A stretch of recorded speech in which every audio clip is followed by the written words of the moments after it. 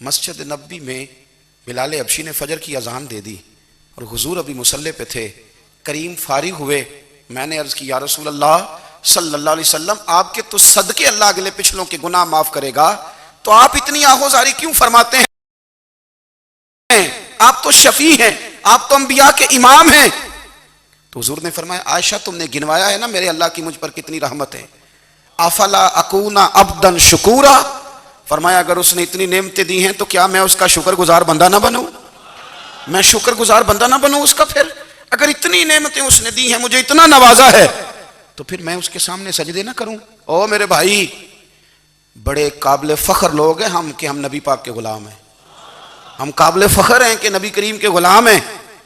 کیا کبھی اس غلامی کے شکرانے میں بھی 2 نفل پڑھے کہ یا اللہ تیرا شکر ہے تو نے ہمیں حضور کا غلام بنایا ہے؟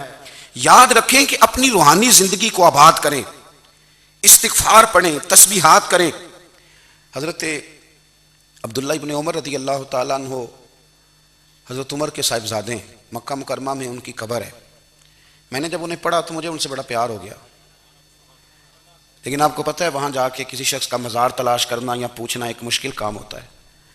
تو ایک دفعہ میں مکہ شریف میں حاضر تھا, تو ایک گاڑی والا ڈرائیور مجھے کہنے لگا کہ مولانا میں آپ کو جانتا ہوں, مجھے آپ سے محبت ہے, ایک بات بتاؤں آپ کو. میں نے کہا بتاؤ. کہنے لگے حضرت عبداللہ ابن عمر کی قبر دیکھنی ہے.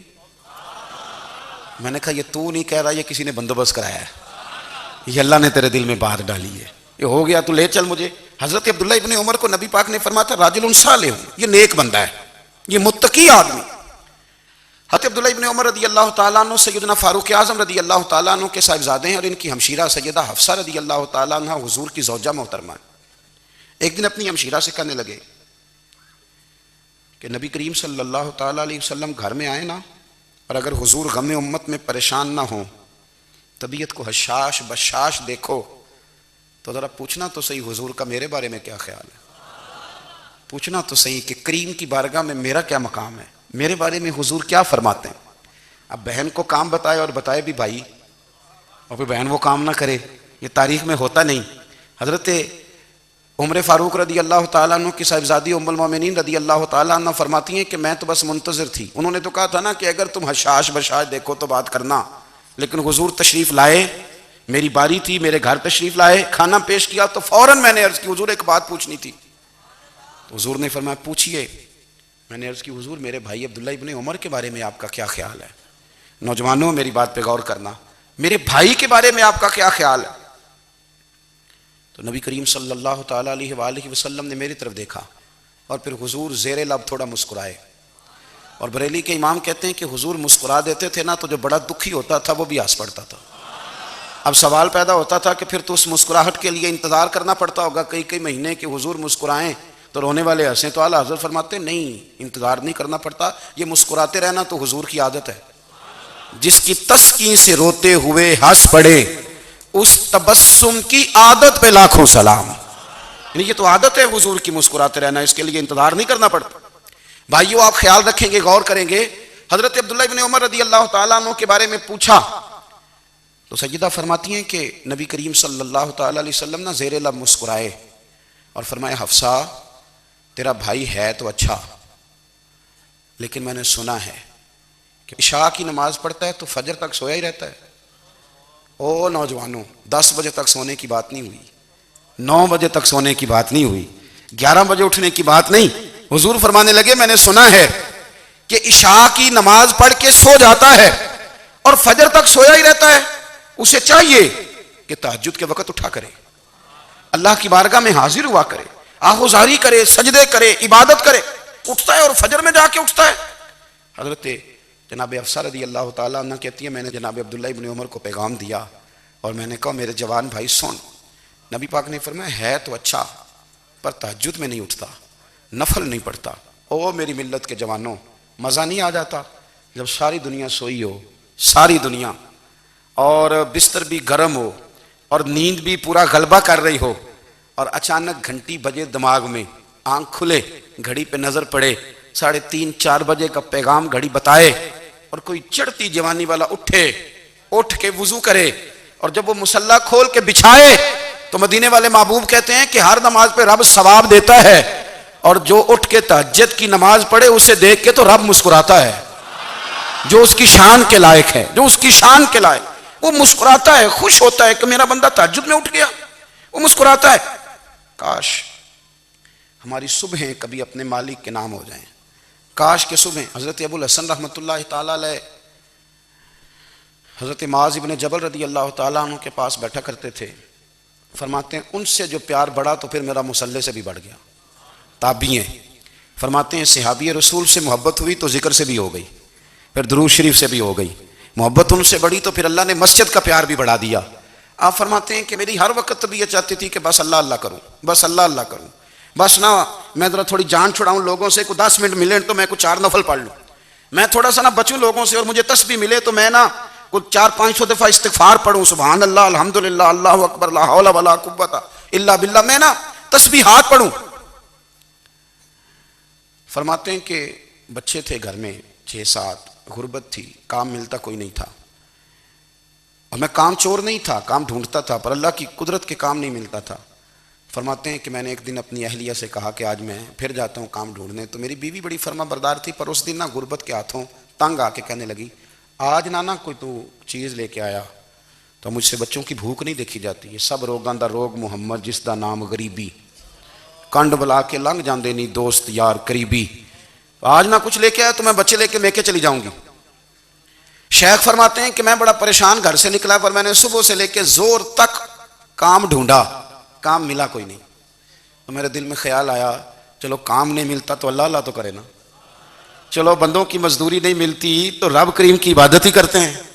فرماتے ہیں کہ میں نے نا فرات کے پانی سے وضو کیا، نہر کے، شدید دھوپ تھی، ساتھ ریت تھی اور ریت تپ رہی تھی، میں نے اپنا رومال وہیں مصلی کے طور پر بچھا لیا، اور فرماتے ہیں کہ زور سے لے کر عصر تک نماز پڑھی، دھوپ بھی پورے زور پہ، پر میرے سجدے کا ذوق بھی پورے زور پہ۔ فرماتے ہیں سورج بھی چمک رہا ہے اور رب کی عبادت کا ذوق بھی پورے زور پہ، میں سجدہ کروں تو پھر میرا اٹھانے کو جی نہ چاہے۔ میرے استاد لکھا کرتے تھے، یہ ان کا شعر ہے، وہ کہا کرتے تھے مجھے سوز دے، مجھے ساز دے، اور مجھے نیم شب کا نیاز دے، دم سجدہ خود کو میں توڑ دوں، مجھے ایسا ذوق نماز دے، اور میں تیری بہار کا پھول ہوں، میں کھلا بھی ہوں تو تیرے لیے، مجھے میری شاخ سے توڑ لے، مجھے اپنی زلف کا ناز دے۔ بھائی فرماتے ہیں کہ عصر تک میں نے نفل پڑھے، دل ڈھلنے لگا، عصر کی نماز پڑھی اور میں وہاں سے چلا۔ اب میں جب نکلنے لگا تو دل میں خیال آیا کہ چھوٹی چھوٹی دیواریں ہیں گھر کی، بغیر کچھ لیے جاؤں گا تو بیوی دور سے دیکھے گی تو شور کرے گی کہ پھر خالی ہاتھ آ گیا ہے۔ کہتے میں نے اپنے اسی رومال میں جس پہ میں نے نماز پڑھی تھی نا، رومال میں کی عقیدہ پنجابی جو صافہ کہتے ہیں، اسی میں نا میں نے کچھ ریت بھر لی کہ وہ دور سے دیکھے گی تو سمجھے گی کچھ لے کے آیا ہے، چلو جا کے اسے بتا دوں گا کہ آج پھر مزدوری نہیں ملی۔ کہتے ہیں وہ ریت لے کر جب میں گھر میں گیا تو پہلے بیوی دروازے پہ کھڑی ہوتی تھی، پوچھتی تھی خالی ہاتھ آ گئے ہو؟ آج میں نے دیکھا تو ہے ہی کوئی نہیں۔ فرماتے ہیں میں اندر داخل ہوا، سلام لیے، کونے میں میں نے وہ رومال رکھ دیا اور میں نے آواز دی کہ بھلی مانس کہاں ہو؟ تو وہ کہنے لگی آپ منہ ہاتھ دھو لیں، میں روٹی لے کے آئی۔ میں نے کہا روٹی کہاں سے آ گئی؟ یہاں تو کئی دنوں کے فاقے ہیں، تو کئی دنوں کی غربت ہے، یہاں تو اس گھر میں تو فقیری ہے۔ فرماتے ہیں کہ وہ روٹی لے کے آئی اور اس وقت کی جو موجودہ نعمتیں تھیں، سمجھ لیں سلاد اچار ہر چیز ساتھ لائی۔ میں نے کہا کہ بچے کہاں گئے؟ کہنے لگی وہ کھانا کھا کے کھیلنے گئے، آپ کھانا کھا لیں آ جاتے۔ کھانا اس نے چن دیا۔ میں نے حیرت انگیز لہجے میں ساری نعمتیں اپنے دسترخوان پہ دیکھ کر کے بیوی سے پوچھا یہ کہاں سے آیا کھانا؟ بچوں کو تو نے کہاں سے کھانا کھلایا؟ یہ سارا کچھ کیسا ہے؟ تو کہنے لگی پتہ نہیں آج آپ کس کریم کی مزدوری کرنے چلے گئے تھے، پتہ نہیں کس کریم کی، میرے گھر میں تو اتنی نعمتیں آئی ہیں کہ مجھ سے سنبھالی نہیں جا رہی، اتنا اناج ہے، اتنا گندم ہے، کس کریم کے دروازے آج چلے گئے تھے؟ یہ کہتے کہتے وہ اٹھی اور اٹھ کر کے کہنے لگی پہلے بڑا کچھ آیا تھا، اب کیا لے آئے ہو؟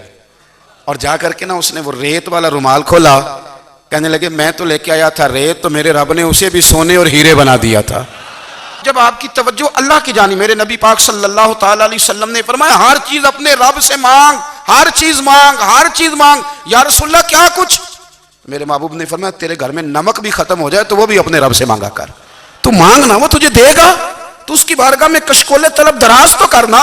اور ترمذی شریف میں عجیب لفظ ہے، رسول کائنات نے فرمایا، رب کریم فرماتا ہے جب میرا بندہ ہاتھ اٹھاتا ہے نا تو تو مجھے حیا آتی ہے کہ میں خالی کیسے لوٹا دوں اس کے، اتنے بڑے بادشاہ کی بارگاہ میں۔ او بھائی، لوگوں سے عزتیں تلاش کرتے ہو تو وہ کیا تمہیں عزت دیں گے؟ وہ تو کل اچھا کہتے ہیں پرسوں برا کہنے لگ جاتے ہیں۔ لوگوں کے سامنے گڈ بک میں آنا چاہو گے تو وہ تو سویرے تمہارے بارے میں کچھ کہیں گے، شام کچھ اور کہیں گے۔ اپنی روحانی زندگی آباد کریں، اپنے مسلح کو وقت دیں، اور دنیا سے چھپ کر، اس موبائل کو بند کر کے، اور اپنے آپ سے بھی چھپ کے اور تنہا ہو کے، چھپا کے سارا کچھ اپنے آنسو اپنے رب کی بارگاہ میں پیش کریں، اس کے حضور حاضری دیں۔ سنو نا ترمذی کی حدیث، اور اسے یاد رکھنا، نبی پاک علیہ السلام نے فرمایا اپنے دکھ لوگوں کے سامنے نہ بیان کرنا، سیٹھوں نوابوں کو نہ بتاتے پھرنا، دنیا داروں کے سامنے جا کے نہ رونا کہ میں تکلیف میں ہوں۔ فرمایا اگر دنیا داروں کو دکھ بتاؤ گے رب تمہیں کبھی غنی نہیں کرے گا، اور لوگ ہیں کہ الٹا مذاق اڑائیں گے۔ آپ کی جس سے بڑی پکی یاری ہے نا، پکی، وہ تب تک پکی ہے جب تک آپ نے 50,000 مانگا نہیں، اور جس وقت آپ نے کہہ دیا کہ میں مجبور ہوں میری مدد کر، تو پھر ختم ہو گئی دوستی۔ لوگوں کی تعلقات آپ کے ساتھ تب تک ہیں جب تک آپ ان سے کوئی ضرورت وابستہ نہیں کرتے۔ کریم محبوب فرمانے لگے بندوں کے سامنے دکھ نہ بیان کرنا، اللہ تجھے کبھی غنی نہیں کرے گا۔ تو اپنے دکھ اپنے رب کو بتا، تو دعائیں مانگ، تو اس کی بارگاہ میں حاضر ہو، تو اس کے حضور عرض کر۔ فرمایا اپنے دکھ اپنے رب کو بتا، وہ جلدی کرے یا دیر سے کرے تجھے ساری دنیا سے بے نیاز کر دے گا، تجھے کسی کا محتاج نہیں رہنے دے گا۔ اپنے مسلح کو، اپنی دعاؤں، ایک بزرگ فرماتے ہیں میں نے دعا مانگنے کا طریقہ اپنی بیوی سے سیکھا۔ دعا مانگنے کا طریقہ اپنی، سیکھنے والے تو اپنے بچوں سے بھی سیکھ لیتے ہیں، سیکھنے والے تو ہر ایک سے سیکھتے ہیں۔ وہ کہتے ہیں میں نے دعا مانگنے کا سلیقہ اپنی بیوی سے سیکھا ہے۔ حضرت وہ کس طرح؟ فرمانے لگے میری بیوی نے نا مجھے کوئی کام بتایا، کچھ پیسوں کی ضرورت کے لیے کہا، تو میں نے اسے کہا کہ بھئی ابھی میرے پاس نہیں ہے، کچھ دنوں میں آتے ہیں تو میں دے دوں گا۔ عورتوں کی عادت ہوتی ہے وہ بار بار یاد کراتی ہیں، 2-4 دنوں کے بعد پھر اس نے کہا حضرت وہ میں نے کہا تھا کچھ پیسے، میں نے اسے کہا کہ ابھی میرے پاس نہیں ہے، کچھ دنوں میں ملتے ہیں تو میں تمہیں دے دوں گا۔ اس نے کچھ دنوں کے بعد پھر کہا حضور وہ میں نے کچھ پیسے کہے تھے۔ فرماتے میں نے ڈانٹ دیا، میں نے کہا کہ کیا تو روز مجھے شرمندہ کرتی ہے، کہا نا میرے پاس نہیں ہے، ہوں گے تو دے دوں گا، تو روز یاد کراتی ہے۔ فرماتے ہیں اس نے پہلے تو میری ڈانٹ کو سہا، پھر میرے سخت جملوں نے اس کی آنکھوں میں آنسو پیدا کر دیے، پھر اس نے اپنے آنچل میں اپنے اس دکھ کو سمیٹا، اور پھر اس نے ایک جملہ کہا تو میں رو پڑا، اور مجھے اپنے رب سے مانگنے کا طریقہ آ گیا۔ مجھے کہنے لگی حضرت جی آپ نے ڈانٹ دیا، میں نے سہ لیا، پر آپ ہی میرے شوہر ہیں، بتائیں نا آپ سے نہ کہوں تو میں کس سے جا کے کہوں۔ فرماتے ہیں میں رو پڑا، اور میں کھل کے رویا، اور میں تڑپ کے رویا، اور پھر میری سسکیاں بند گئیں۔ تو مجھے کہنے لگی آپ کو کیا ہوا؟ میں نے کہا مجھے بھی دعا مانگنی آ گئی ہے، جب میں اسے کہوں گا نا اللہ تو ہی میرا رب ہے، میں تجھ سے نہ کہوں تو میں کس سے جا کے کہوں؟ میں کیوں کسی بندے سے سوال کروں؟ میں کیوں کسی دنیا دار سے کہوں؟ میں تیرے بندوں کا، نیک بندوں کا وسیلہ لے کے، تیرے محبوب کی غلامی لے کے تیری بارگاہ میں آیا، تجھ سے نہ مانگوں تو کس سے مانگوں؟ سمجھ آ گئی ہے؟ جب میں اس رنگ میں مانگوں گا تو پھر رب میرے اوپر بڑا ہی فضل فرمائے گا، وہ میرے اوپر بڑی رحمت کرے گا، وہ میرے لیے آسانیاں کرے۔ عزیز دوستو، ہم اس طرح کرنے لگ گئے ہیں کہ ہم نے نا اپنے تعلقات پر اعتماد کرنا شروع کر دیا ہے۔ میرے تعلقات بہت ہیں، ہم نے اپنی دولت پر اعتماد کرنا شروع کر دیا ہے، میرے پاس دولت بہت ہے، ہم نے اپنے علم پر، اپنی شہرت پر اعتماد کرنا شروع کر دیا ہے کہ میرے پاس فلاں چیز بہت ہے۔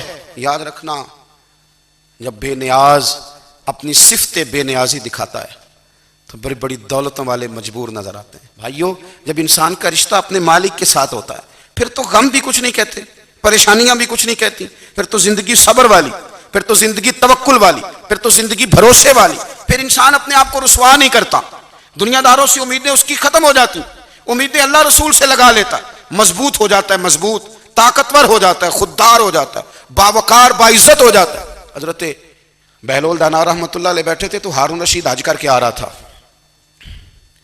تو رستے میں حضرت شیخ سے ملاقات ہو گئی، تو السلام علیکم کے بعد کہنے لگا حضور کوئی حکم ہو تو بتائیے گا۔ تو حضرت بہلول دانا فرمانے لگے تیرا رب کون ہے؟ اس نے کہا اللہ۔ تو فرمایا میرا کون ہے؟ کہا اللہ۔ فرمانے لگے تو بڑا ہی بیوقوف ہے، کیا تو یہ سمجھتا ہے کہ رب ہارون رشید کو تو دے گا اور بہلول دانا کو بھول جائے گا؟ تیرا بھی وہی رب ہے، میرا بھی وہی رب ہے، اس نے اگر تجھے دے کے آزمایا ہے تو ہو سکتا ہے مجھے نہ دے کے آزما رہا ہو، جب اس کی حکمت کے تقاضے ہوں گے تو عطا کرے گا اور دے گا، تو جا اپنا کام کر۔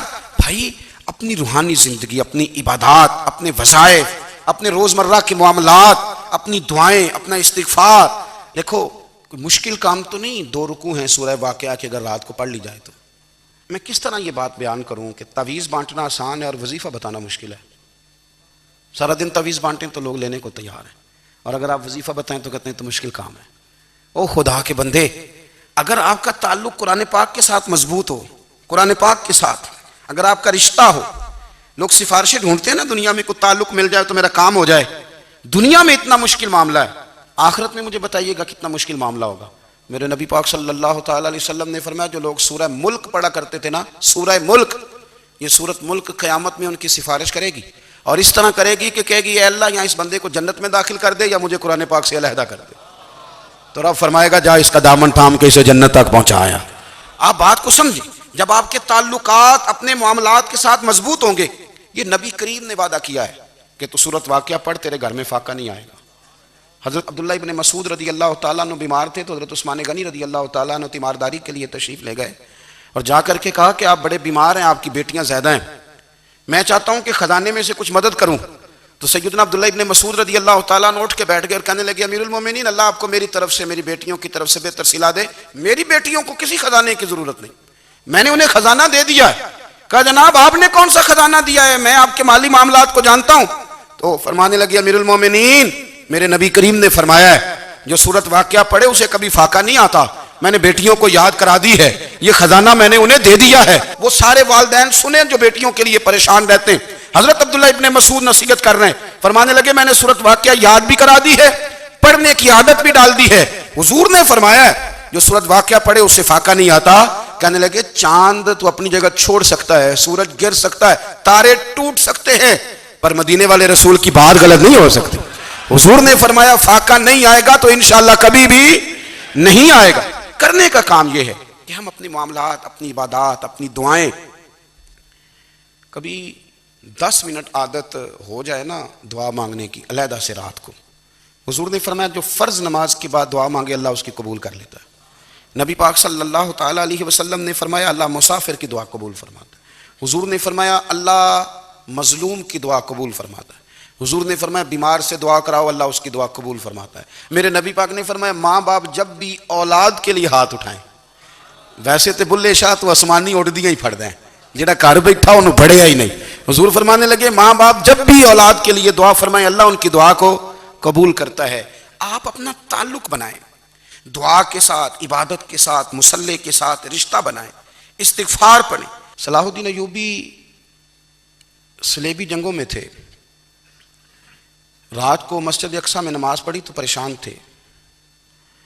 ایک بزرگ سے ملاقات ہوئی تو وہ کہنے لگے کہ آپ بڑے پریشان ہیں۔ کہنے لگے حضور پریشان اس لیے ہوں کہ پہلے ہی مسلمان کمزور ہے، اب میں نے سنا ہے دشمن کا ایک بحری بیڑا وہ جنگی سامان سے بھرا ہوا آ رہا ہے، تو اب ان کے پاس اور تلواریں اور نیزے آ جائیں گے، مسلمانوں کے پاس پہلے ہی وسائل کی کمی ہے، پریشان ہوں کس طرح کر کے مقابلہ کریں گے۔ یہ بات کہتے ہی صلاح الدین ایوبی نے بزرگوں سے کہا حضور آپ بھی دعا کرنا، دعا کی بڑی طاقت ہے۔ میرے نبی پاک نے فرمایا دعا مومن کا ہتھیار ہے، دعا مومن کا۔ حضور نے فرمایا تقدیر کو سوائے دعا کے کوئی چیز نہیں بدل سکتی، دعا مومن کا ہتھیار ہے، یہ کافر کے پاس کوئی نہیں، یہ ہتھیار ہے مومن کا۔ اللہ کرے آپ کو سمجھ آئے، پھر سنیں کئی بار کہہ چکا ہوں یہ ہتھیار ہے، کافر کے مقابلے میں جو تیرے پاس سب سے بڑا ہتھیار ہے وہ دعا ہے۔ دعائیں کرانی چھوڑ دی، کرنی چھوڑ دی، لینی چھوڑ دی۔ حضرت سیدنا انس بن مالک رضی اللہ تعالیٰ عنہ فرمایا کرتے تھے میں نے وہ رنگ دیکھا ہے جب حضور دعا مانگتے تھے اور حضور کی مقدس آنکھوں میں آنسو بھی ساتھ ہی بہا کرتے تھے، میں نے وہ انداز دیکھا۔ تو صلاح الدین ایوبی بزرگ سے کہنے لگے آپ بھی دعا کیجیے، اور خود رونے لگے اور سر سجدے میں رکھ کے رونے لگے، اور عشاء سے لے کر فجر تک روئے، خوب روئے۔ صبح وہ بزرگ آئے تو صلاح الدین ایوبی کا خوبصورت اور ہنستا ہوا چہرہ دیکھا، کہنے لگے آپ بڑے خوش ہیں، رات تو میں نے بڑے روتے ہوئے دیکھا تھا۔ تو کہنے لگے حضور وہ جو بحری بیڑا آ رہا تھا نا وہ پانی میں ڈوب گیا ہے، اب وہ نہیں آ رہا، ابھی خبر آئی ہے تو میں بڑا خوش ہوں۔ بزرگ کہنے لگے اٹھ سینے سے لگ اور سن ایک بات، وہ بحری بیڑا پانی میں نہیں ڈوبا، وہ تیرے آنسوؤں میں ڈوب گیا ہے، وہ جو تو رات رویا ہے نا رب کریم کی بارگاہ میں تو وہ ڈوب گیا ہے۔ بھائی اپنا مصلی کا، عبادت کا، وظائف کا، اللہ اللہ کا سلسلہ اس کو مضبوط کرے، اپنی دعاؤں کے تعلق کو مضبوط کریں۔ دعائیں بڑے انقلاب برپا کر دیتی ہیں۔ ہم تھوڑے نا جب سے خشک ہوئے ہیں نا، خشک، اور میری تو جماعت ہی صوفیاء کی جماعت تھی، ہم تو داتا علی اجمیری کی جماعت سے، ہم تو خواجہ اجمیری کی جماعت سے، ہم تو شیخ احمد فاروق سرہندی کی جماعت سے، ہم تو صوفیاء کی جماعت. ہماری جماعت نے بھی وہ تعلق جو ہمارے بزرگوں نے بنایا تھا